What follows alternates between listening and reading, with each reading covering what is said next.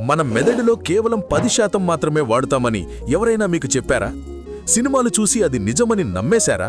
అయితే మీరు పక్కాగా మోసపోయారు. ఎందుకంటే ఇదొక పచ్చి అబద్ధం. సైన్స్ ఏమంటుందంటే మన మెదడులో ఖాళీ అనేదే ఉండదు.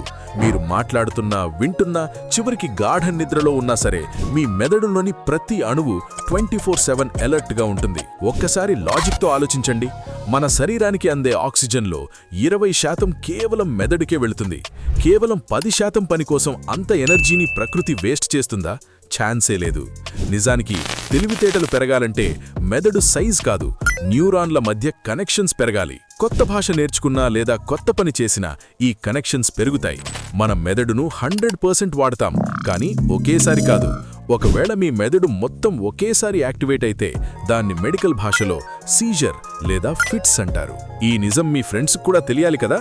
ఇప్పుడే షేర్ చేయండి. ఇలాంటి మైండ్ బ్లోయింగ్ ఫ్యాక్ట్స్ కోసం వెంటనే ఫాలో చేయండి.